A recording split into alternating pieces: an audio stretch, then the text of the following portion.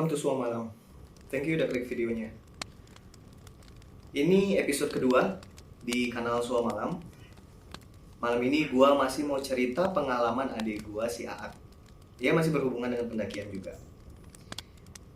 Di cerita yang kali ini itu terjadi sekitar tahun 2019, di bulan Juli kalau nggak salah. Jadi waktu di bulan Juli itu si Aat biasa dengan teman-temannya, anak-anak Sispala, explore ke hutan, ke bukit, ke gunung. Ya biasalah ya. Dan seperti anak-anak milenial kebanyakan, kalau udah sampai puncak atau ketemu scenery-scenery yang bagus, ya mereka foto-foto, diupload ke sosial media, ke Instagram, ke story WhatsApp.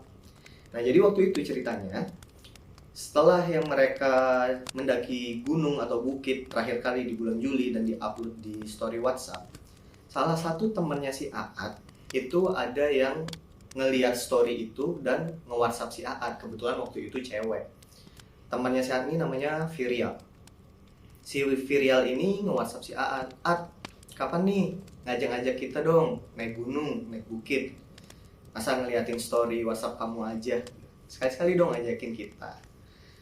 For your information, si Virial ini bukan anak Sispala ya. Ini cuman temannya Aat, cewek yang nggak pernah naik gunung sama sekali sebelumnya. Ya mungkin tergiur dengan pemandangannya kali ya. Si Aat pun ngerespon, "Oh oke, boleh. Cuman karena ya dia perempuan dan belum pernah naik gunung juga, si Aat nyaranin kalau bisa ajak teman yang lain deh gitu. Jangan sendirian cewek. Paling nggak ada ya 1-2 teman lagi lah yang cewek juga gitu." Nah akhirnya si Virial ini ngontekin lah teman-temannya dia. Waktu itu ada 2 orang lagi yang mau ikut akhirnya sama si Virial sama si Aat. Namanya itu Anggun dan Amal. Jadi yang cewek bertiga, Virial, Anggun, dan Amal. Nah si Aat mikir nih kalau ada 3 cewek, paling nggak harus ada 3 cowok juga atau lebih. Jadi bisa ngejagain gitu kan. Nah akhirnya si Aat mulai ngeblas tuh ke grup-grup Sispalanya dia, ke teman-temannya dia yang explorer semua. Akhirnya ada 2 orang lagi yang bersedia buat ikut. Waktu itu yang bersedia buat ikut namanya ada Ici sama Andika. Nah akhirnya mereka sepakat berenam. Ada Aat, Ici, Andika yang cowok-cowoknya. Ini anak emang bertiga udah biasa naik gunung, udah biasa daki ya, udah bisa muncak. Jadi cewek-ceweknya ada Amal, Virial, dan Anggun. Oke, mereka berenam. Waktu itu akhirnya mereka sepakat untuk kita ngedaki di bulan Agustus. Kemungkinan awal-awal bulan Agustus ya. Pokoknya nggak jauh berselang dari si Aat terakhir kali ngedaki di bulan Juli. Oke. Waktu itu mereka udah bicarain waktunya yang tepat kapan. Mereka sepakatnya akhirnya mau ngedaki di malam Senin. Karena kalau malam Minggu takut rame ya. Mereka kan pengen nikmatin pemandangannya, nggak terlalu rame. Oke, kita ngedaki malam Senin. Jadi mereka harusnya berangkatnya tuh hari Minggu ya. Jadi malam Minggunya tuh mereka udah prepare gitu.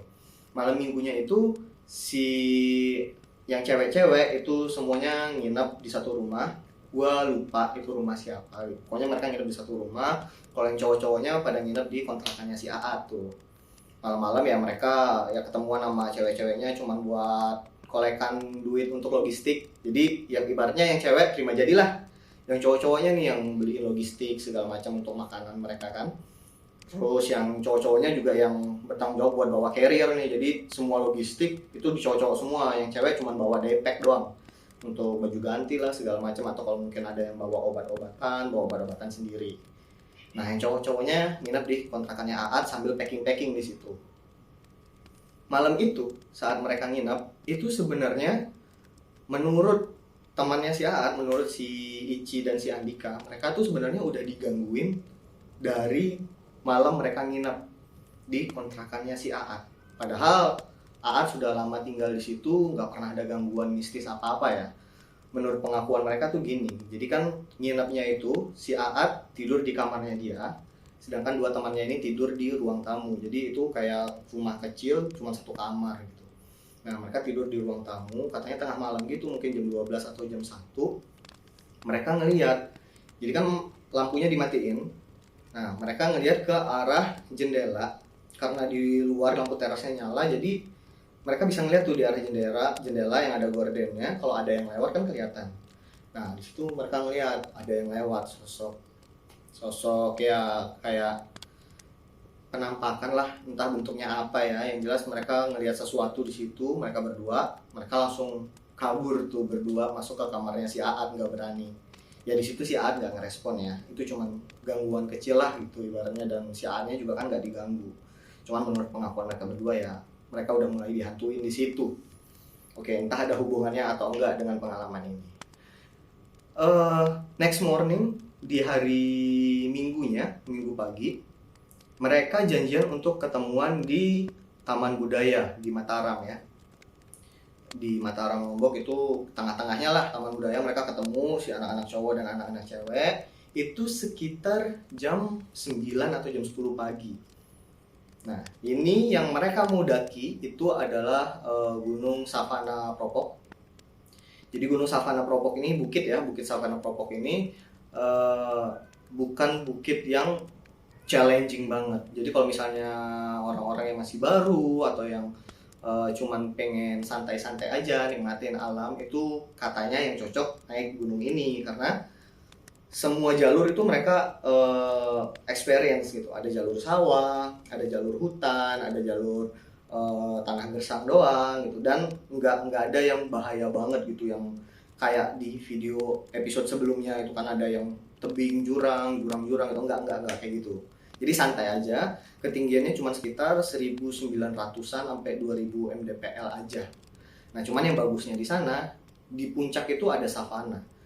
Ada padang yang luas gitu. Cuman memang mereka harus naik puncak dulu, baru turun sedikit. Nah, di situ ada savananya. Untuk teman-teman yang mungkin pernah ngedaki Gunung Rinjani, model-modelnya yang mirip-mirip kayak gitulah. Cuman versi yang lebih pendeknya gitu. Nah, jadi berangkatlah mereka jam 9 atau jam 10 pagi hari Minggu dari Taman Budaya menuju base camp. Lokasinya di Lombok Timur. Mereka sampai base camp itu sekitar ya sebelum atau pas zuhur lah ya. Di situ ya seperti biasa mereka dapat briefing, mereka sempat beli makan dulu, yang sholat dulu. Nggak ada kejadian yang aneh lah di situ. Mereka mulai naik itu pas ya habis zuhur, mereka mulai naik. Formasinya juga nggak yang signifikan banget ya. Gue juga agak lupa sih posisi leadernya siapa, sweepernya siapa. Cuman yang jelas waktu itu yang jadi momen agak ngeselin juga mungkin ya buat si Aat dan teman-temannya yang cowok-cowok ini. Yang bertiga ini kan newbie banget gitu, dan mereka cewek-cewek. Jadi mereka kayak yang baru jalan sebentar udah capek gitu. Baru ngebawa barang cuman depek doang ngerasa berat banget. Akhirnya sama si cowok-cowok, ya udahlah, ayo sini kita yang bawain. Jadi semua barang itu cowok-cowok yang bawain semua, yang cewek-cewek ini cuman ya jalan-jalan aja gitu. Udahlah, mereka ngelanjutin semua perjalanan, nggak ada yang signifikan yang terjadi, nggak ada gangguan-gangguan aneh yang terjadi. Sekitar 3-4 jam itu mereka udah nyampe puncak dan udah turun lagi nyampe ke savana. Akhirnya mereka sampai sana itu sore ya, sekitar jam 3 jam 4 gitulah, habis asar tuh mereka nyampe di savana. Dan ya udah mereka langsung diriin tenda, mereka bawa 2 tenda ya, satu untuk cewek, satu untuk cowok. Terus mereka nyalain api unggun, mereka masak. Ya seperti rutinitas kita biasa lah kalau ngedaki, kalau muncak. Nah, kondisi pada saat itu di savananya itu ada total 4 kelompok. Jadi satunya kelompok si Aat dan teman-temannya berenam, dan ada 3 kelompok lagi buat tenda. Posisinya jaraknya jauh-jauh ya, karena savananya luas banget itu, jaraknya jauh-jauh, ada 3. Kebetulan di salah satu kelompok ada satu orang yang si Aat ini kenal, jadi dia sempat nyamperin, bukan teman sih, cuman pernah lihat gitu. Dia sempat nyamperin, nyapa, bang apa kabar gitu. Oh ya oke. Si Aat balik lagi. Gak ada hal yang signifikan yang terjadi di situ. Sampai akhirnya malam tiba. Di sini awal mulanya. Sampai akhirnya malam tiba, tiba-tiba saat mereka lagi ngobrol-ngobrol ya kan, lagi makan, tiba-tiba si Amal nge-spill nih. Si Amal ini ngomong, ngasih tahu, kasih info ke yang lainnya kalau ternyata dia datang bulan. Ternyata hari itu, saat itu dia datang bulan. Baru datang bulan. Saat itu dia langsung ngomong. Itu Aat dan Aat, Ici dan Andika itu langsung lihat-lihatan. Aduh, gimana ya? Mungkin buat teman-teman yang nonton yang udah biasa ngedaki pada tahu semua lah ya. Kita tuh ngehindarin banget kalau ada teman kita cewek yang datang bulan pertamanya itu pas lagi ngedaki gitu kan, karena katanya itu bisa ngundang yang nggak baik gitu. Kalau misalnya ngedakinya kondisinya memang udah datang bulan, it's okay, dan dengan catatan nggak ngebuat yang aneh-aneh, ngebuang pembalut sembarangan dan lain-lain gitu. Cuman ini datang bulan pertama dia saat itu di savana malam-malam, itu mereka udah langsung deg-degan lah gitu. Aduh, ini jadi masalah nggak nih ntar nih gitu. Ya mungkin untungnya saat itu juga si Amalnya juga udah prepare ya, udah bawa pembalut dan segala macam. Cuman tetap aja mungkin di hatinya Aat, di hatinya Ici dan Andika juga agak kesal juga kan, kok nggak ngomong kalau memang lu nyadar ada kemungkinan untuk datang bulan saat itu, kenapa nggak ngomong gitu. Cuman ya udahlah, udah kejadian gitu kan. Akhirnya si Aat ngomong sama si Ici. Kebetulan dari 3 cowok ini si Ici ini badannya paling gede, paling besar, bisa diandelin lah kalau ada apa-apa. Saya bilang, Ci, lu jagain si Amal ya, starting from now gitu. Dari sekarang lu jagain si Amal ya. Oke. Jadi posisinya malam itu mereka ngobrol. Si Amal dijagain sama si Ici, duduk sebelahan di depan api unggun, sedangkan 4 orang lainnya berseberangan. Jadi si Aat, si Andika, si Virial sama si Anggun. Jadi 2 sama 4 di tengah-tengahnya api unggun. Oke, mereka ngobrol biasa. Tiba-tiba di tengah-tengah mereka ngobrol, waktu itu mungkin sekitar jam 10, jam 11 malam ya, si Amal sama si Ici itu tiba-tiba diem. Saat mereka lagi ngobrol, tiba-tiba mereka berdua diem. Mereka bilang, shh, diem. Ada yang denger nggak? Ternyata mereka berdua ngedengar di belakangnya mereka, which is itu hutan, semak-semak, pohon-pohon, itu kayak ada suara langkah kaki jalan. Nah, 4 orang ini ikutan diem, coba ngedengerin, tapi nggak ada suara apa-apa. Ya udahlah, akhirnya oke, lupain. Mereka ngobrol lagi. Nggak berapa lama, 5 atau 10 menit dari pertama kali suara itu didengar, ada lagi suaranya. Suara kayak ada orang jalan kresek-kresek di belakang. Di belakangnya si Ici dan si Amal. Kali ini mereka berenam itu ngedenger. Bener-bener jelas banget, kayak beberapa meter, 1 atau 2 meter, nggak terlalu jauh ya. Dari belakangnya si Amal dan si Ici itu ada yang jalan. Kedengeran kan kayak suara langkah kaki nginjak rumput, nginjak ranting-ranting di tanah, kretek gitu. Kedengeran jelas banget.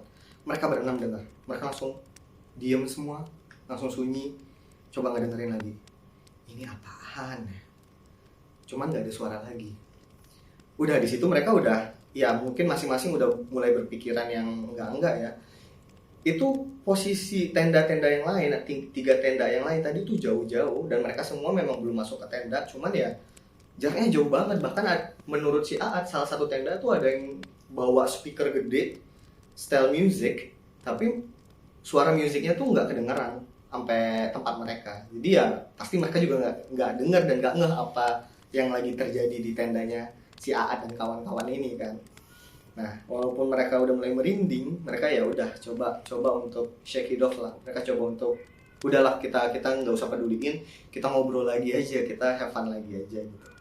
Nggak berapa lama, sekitar mungkin 5-10 menit, tiba-tiba mereka berenam ngedengerin suara dari belakangnya Ici dan Amal, seperti suara hembusan nafas laki-laki. Jadi mereka dengar jelas banget kayak suara. Sontak mereka semua langsung diem, langsung dengerin. Tadi pada denger kan? Iya, gue denger. Mereka semua nge-confirm itu, iya kita pada denger kok. Dan gak berapa lama lagi kedengaran lagi dari belakangnya Ichi dan Amal. Di situ mereka udah gak ngerti, wah ini gak bener. Udah, kita udahan aja. Yang masih mau lanjut makan sebentar, udah habisin aja makanannya. Api unggunnya udah agak diaurin dikit gitu biar nggak gede-gede banget. Udah, habis itu langsung balik ke tenda semua, tidur. Ya mereka langsung ngelakuin itu. Mereka intinya langsung balik ke tenda, yang cewek sama yang cewek, yang cowok sama yang cowok. Disitu mereka udah coba untuk tidur tuh, mungkin sekitar tengah malam ya, jam 11, jam 12-an lah, udah mulai tengah malam. Di tenda yang cowok mereka nggak bisa tidur. Kenapa? Karena mereka dengar tenda sebelah itu gerasak gerusuk. Bukan kayak suara orang ngobrol sih, lebih kayak si anak-anak cewek ini kayak nggak bisa diem gitu. Entah mereka lagi ngapain, yang jelas gerasak gerusuk di dalam sana. Akhirnya ditanyain lah dari dalam tenda. Si cowok-cowok ini nanyain kan, kalian di sana kenapa? Kok berisik banget gitu? Kalian butuh bantuan nggak? Atau ada apa?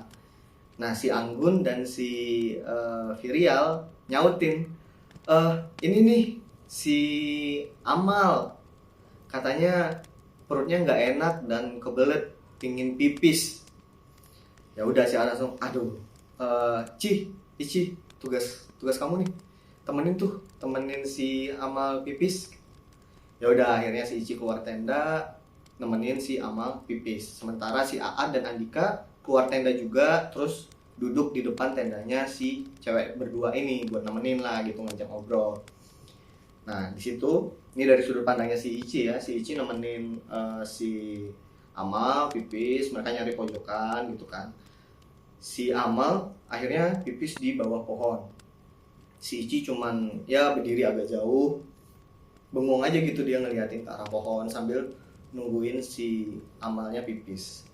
Habis itu udah balik lagi, mereka masuk tenda masing-masing. Nah pas udah di tenda masing-masing, si Aad ini masih kepikiran, aduh ini si Amal gimana ya, takutnya kenapa-napa, dia kan baru datang bulan malam ini gitu. Terus sempat buang air kecil juga ke dalam hutan. Mungkin kan, maaf ya agak jorok sedikit, tapi kan mungkin ada darahnya yang keluar juga, takutnya mengundang yang enggak gitu. Karena kan mereka udah pengalaman, mereka udah biasa lah ngadepin hal-hal kayak gini kan. Jadi si An mutusin, oke, Amal mending pindah ke tenda ini deh. Jadi Amal disuruh pindah ke tenda cowok. Di situ dia dijagain sama Andika sama Ichi. Sedangkan Aad pindah ke tenda cewek ngegantiin si Amal gitu. Ya udah, mereka tidur dan alhamdulillah sampai pagi nggak ada hal yang aneh yang terjadi, aman lah di situ. Keesokan paginya sekitar jam 9-an lah, mereka mutusin, oke, kita packing, kita beres-beres, kita balik ya. Oke, kita balik. Udah, itu kan logistik mereka juga udah dimakan, udah ringan lah bawaan, cuman ya tetap logistik, alat-alat segala macam itu cowok semua yang bawa gitu kan. Cewek-cewek malah nggak bawa apa-apa, langsung daypacknya yang cewek-cewek juga langsung bawa sama yang cowok-cowok. Udah, mereka berangkat untuk turun jam 9-an lah. Kondisinya saat itu 3 kelompok yang lain masih di savana ya, belum ada yang turun. Jadi mereka kelompok pertama yang turun. Turunlah mereka turun, formasinya masih seperti formasi tenda. Jadi si Amal dijagain sama 2 cowok ini, si Ichi dan si Andika, itu disuruh duluan sama si Aad, takutnya kenapa-napa. Sedangkan 2 cewek yang sisanya itu dijagain sama Aad, si Anggun sama si Virial gitu. Nah pada saat itu si Aad tuh ngerasa, ini carrier yang gua bawa kok berat banget ya. Padahal sebelumnya saat hari pas berangkat dia ngebawa carrier yang sama dan ngebawa tas yang sama juga, depek yang sama, which is waktu itu dia ngebawain depeknya si Virial. Logikanya harusnya justru beratnya berkurang dong, karena kan logistik udah dimakan, terus snack, minuman udah pada banyak yang habis ya kan.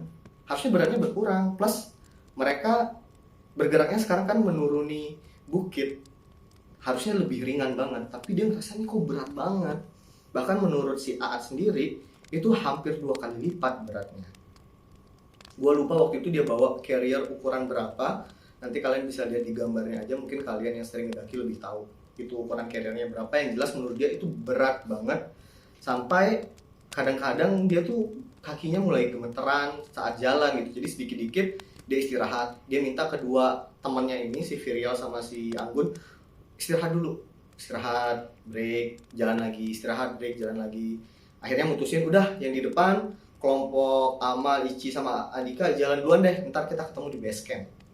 Nah, terbelahlah kelompok mereka jadi 2. Yang di depan jalan duluan, mereka pelan-pelan di belakang. Di tengah-tengah jalur turun ada satu kelompok yang tadi yang di savana nyusulin mereka. Nah di situ Anggun ngomong ke Aad, sorry boleh nggak gua ikut turun sama abang-abang ini aja, sama kelompok ini aja gitu. Mungkin karena di situ si Aad lumayan lama juga jalannya ya, atau si Anggun juga pengen cepat-cepat nyampe base camp, gue nggak ngerti juga. Tapi si Aad ya udah oke. Bang titip teman saya ya, titip si Anggun sampai base camp gitu. Oh iya nggak apa-apa, ayo ikut aja. Udahlah mereka jalan. Sisa berdua si Aad dan si Virial jalan mereka. Dan masih gitu juga si Aad masih ngerasa berat banget ini carrier yang dia bawa. Dia ngerasa berat banget, terus dia ngerasa pusing, dia ngerasa mual. Berapa kali dia minta berhenti, dia coba buat muntah, nggak bisa juga. Dia coba untuk ngeluarin dari bawah, mau izin pup sebentar, nggak bisa juga, gitu. Masih kayak gitu juga. Sampai si Virial sampai bilang, udah Ad, depeknya yang punya aku yang bawa aja gitu. Toh isinya juga nggak berat-berat banget.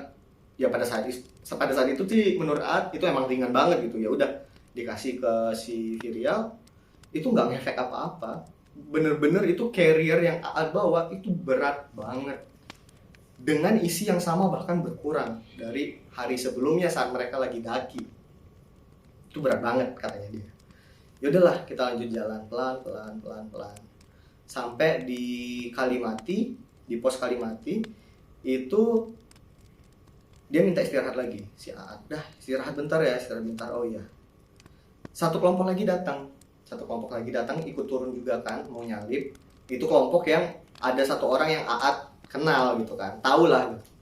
Si Virial bilang, aku boleh turun sama abang-abang ini aja nggak, ketemu di base camp. Si Virial ngomong gitu lagi sama si Aad. Si Aad, oh ya udahlah gitu. Kebetulan ada yang dia kenal juga kan, bro, boleh titip si teman gua nggak, si Virial sampai bawah. Gua mau istirahat dulu gitu sebentar. Oh iya boleh, ayo ikut, jagain ya bang. Iya dijagain. Udah turun. Nah si Aad udah tinggal sendirian nih di jalur. Dia mau mutusin buat istirahat aja deh di Kalimati sebentar gitu. Sorry tadi kamera gua mati lagi, overheat for some reason. Gua lanjutin ya. Jadi si Virial udah turun dengan kelompok kedua yang nyalip si Aad, yang ada temen yang Aad kenal. Jadi si Aad tinggal sendirian nih di Kalimati, dan dia mutusin, oke lah, gue istirahat aja dulu di sini sebentar. Mungkin ntar gue bakal agak baikan, lebih fit. Toh masih ada satu kelompok lagi di belakang gitu kan. Akhirnya dia istirahat, dia duduk, dia turunin carrier.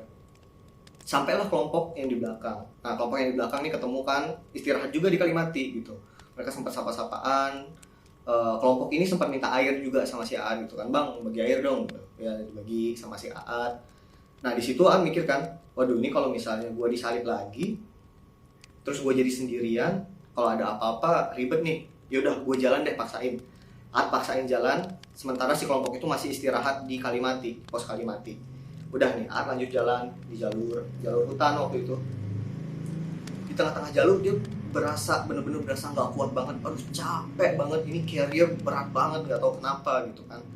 Terus Aad mikir gini, istirahat sebentar kali ya, kayaknya tidur sebentar bisa nih di jalur, nanti kan pasti kelompok yang di belakang bakal lewat, kalau ngelihat gua tidur pasti dibangunin lah gitu. Ya udahlah nggak apa-apa. Taruh carriernya di bawah, dia mau nyenderan, dia yakin diri sendiri lagi, istirahat tidur sebentar lah ya, capek. Pas dia ngomong kayak gitu di dalam hati ya, tiba-tiba si Aat ngedenger suara dari kuping sebelah kanannya dia. Suaranya halus banget tapi jelas banget. Dia dengar suara cewek ngomong, kecapean apa keberatan. Di situ Aat panik. Aat langsung berdiri, langsung bangun. Dia langsung sumpah serapah pakai bahasa Lombok ya, intinya yang paling kasar lah gitu.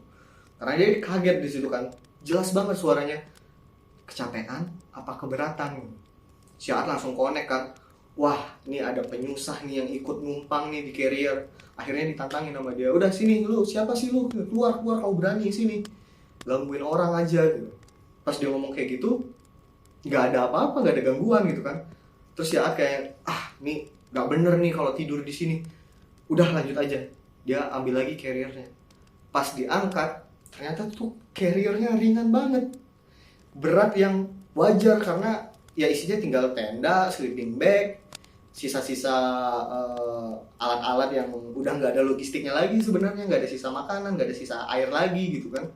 Wah ini berarti dari tadi berat, beneran ada yang numpang nih, kurang ajar nih gitu kan. Udah nih nggak bener, gue nggak bener kalau misalnya gue diem di sini apalagi sampai tidur, ntar malah digangguin ya, enggak kan. Udah paksain aja jalan itu, capek lah, ntar sekalian istirahat di base camp atau langsung pulang ke Mataram. Akhirnya dia lanjut jalan sendirian tuh, kelompok yang di belakang masih belum nyusul. Dia lanjut jalan sendirian, tiba-tiba dari kejauhan mungkin sekitar 20-30 meter lah, di satu jalur itu di depannya dia ngeliat cewek. Diperhatiin, itu kan si Amal. Itu si Amal temannya dia yang datang bulan, temannya dia yang tadinya harusnya dijagain sama si Ici sama si Andika, yang harusnya udah sampai base camp. Nah si Aat waktu itu kesel banget, wah nih anak dua nih nggak bener nih, masa si Amal dibiarin jalan sendirian, dia kan lagi datang bulan, kalau dia kenapa-napa gimana. Wah ini anak dua abis, bakal gue omelin nih dua anak ini di base camp. Terus si Aat mulai mempercepat nih jalannya dia manggil-manggil, Mal, kok sendirian Mal? Si Amal ini tetap jalan, dan jarak mereka makin dekat ya. Si Aat tuh dengan jelas ngeliat itu Amal, dari posturnya, dari bajunya, dari gerak-geriknya, itu Amal. Si Aat tuh kenal banget itu si Amal. Amal, dia makin teriak, Amal, kok jalan sendiri? Si Amal masih nggak ngerespon. Tiba-tiba dari jalur si Amal belok ke kiri, masuk ke dalam hutan. Si Aat panik kan, ini anak kenapa masuk ke dalam hutan? Amal, jalannya bukan ke situ. Amal, ngapain ke sana? Si Aat ngikutin, dia ngejar, ikut masuk ke dalam hutan. Amal, kamu mau pipis? Mal, jangan sendirian, sini gua temenin. Mal, itu nggak nyampe, nggak ketemu. Jadi si Aatnya agak makin cepat, si Amalnya juga lebih cepat lagi jalannya. Jadi si Amal makin cepat jalannya, si Aat makin cepat nyusulin tapi nggak nyampe. Si Amal makin jalan aja terus masuk ke dalam hutan. Udah Aat ngikutin dari belakang. Itu udah jauh keluar jalur ya. Jadi itu jalur turun kan cuma setapak aja tuh. Itu sebelah kiri tuh vegetasi ketutup, itu hutan. Mereka udah masuk ke dalam situ. Si Aat lagi ngikutin si Amal, tiba-tiba dari belakang ada yang manggil, Bang, ngapain kesana?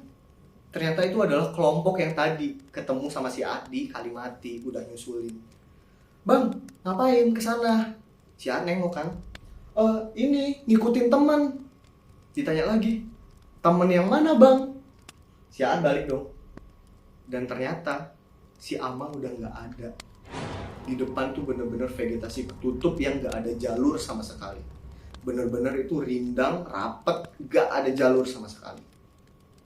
Di situ Aat cuma bersyukur, makasih banget Tuhan, ini orang-orang manggil gua. Kalau misalnya itu mereka nggak manggil dan udah pasti yang diikutin sama si Aat itu bukan si Amal, si Aat mungkin bisa hilang di bukit ini. Akhirnya si Aat balik, nyamperin itu kelompok terakhir yang mau turun. Bang, tolong ya temenin gua turun sampai base camp. Gua lagi nggak enak badan gua. Oh yaudah bang, ayo bareng-bareng. Akhirnya mereka turun lah bareng-bareng ke base camp. Begitu nyampe base camp, mereka ternyata itu nyampe jam 3. Sementara di base camp itu teman-temannya si Aat berlima itu lengkap udah nyampe sana dari jam 11. Jadi mereka semua tuh udah nungguin Aat dari jam 11. Dan mereka mikir gitu kan, wah ini jangan-jangan si Aat ketiduran atau gimana gitu kan. Ternyata udah lama gitu. Si Aat ada di bukit itu tuh udah beberapa jam jaraknya. Mereka udah nyampe sana, akhirnya si Aat ceritain semuanya. Baru si Ici ngomong, jadi gini Aat, semalam waktu gua nemenin si Amal buang air kecil, itu kan buang air kecil di bawah pohon. Itu gua dari jarak agak jauh, itu gua ngeliatin pohonnya, ngelamun ngeliatin pohon. Terus tiba-tiba gua ngeliat, itu di atas pohon, persis di atasnya si Amal lagi buang air kecil, itu ada kuntilanak duduk ngeliatin si Amal. Dan di situ si Ici nggak berani cerita ke siapa-siapa. Menurut mereka ya mungkin dia tertarik dengan bau darahnya si Amal dan akhirnya nemplok di si Aat, ngikutin, yang ngebuat karirnya Aat jadi berat banget. Tapi untungnya mereka selamat nyampe base camp dan akhirnya mereka pulang ke Mataram, semuanya aman, semuanya selamat. Cuman si Aat gak bakal pernah bisa ngelupain itu. Dia sekali lagi hampir hilang di bukit. Dan mungkin masih ada cerita-cerita lain yang bakal gua korek dan gua sampein ke kalian supaya kalian bisa enjoy. Thank you guys sudah ngedengerin. By the way, for your information, nge-shoot episode kedua ini berat banget cobaannya. Banyak banget halangannya gitu. Dari pertama, posisi gue sekarang di Jakarta dan si Aat itu di Lombok. Jadi si Aat cerita ke gue tuh via WhatsApp call dan gue harus nge-record dia selama dia cerita. Bisa 1 jam, 2 jam dia cerita, gue record. Sama seperti video sebelumnya. Cuman kemarin tiba-tiba hasil recordnya itu saat gue mau shoot dan gue mau rehearse, gue mau denger lagi, itu tiba-tiba suaranya hilang semua dari HP gue, gak ada suaranya sama sekali. Akhirnya gue harus minta Aat untuk nge-VN gue ringkasan ceritanya lagi. Jadi kalau misalnya gue ada yang ke mix match nama-namanya atau waktu-waktunya buat teman-temannya Aat yang berlima, kalau ada yang denger, sorry banget kalau gue ada salah detail ceritanya. Terus selama shoot video ini, entah kalian sadar atau enggak, beberapa kali ada jump cut. Itu karena kamera gua for some reason overheat dan mati sendiri. Padahal sebelumnya nggak pernah kayak gitu, aman semuanya. Apalagi gua nge-shoot ini di resolusi yang nggak tinggi-tinggi banget, dengan harapan lancar-lancar aja gitu nge-shootnya, ternyata enggak. Ini berapa kali mati, oh my god. Ini berat banget nge-shoot video ini, entah kenapa. Tapi mudah-mudahan hasilnya cukup memuaskan dan kalian bisa enjoy, bisa menghibur malam kalian. Thank you banget udah ngedengerin. Thank you buat kalian yang udah subscribe gua. Dan kalau misalnya ada dari kalian yang punya cerita yang menurut kalian oke nih untuk bisa gua bawain, kalian boleh DM di Instagramnya Suamalam @suamalam.horror, atau kalian bisa email juga, ada di Instagram emailnya atau ada di kolom deskripsi. Nanti akan gua review dan kalau oke bisa gua ceritain di channel ini supaya kita bisa sama-sama menghibur sesama pecinta horor. So, I guess that's it. See you in the next video. Thank you for watching.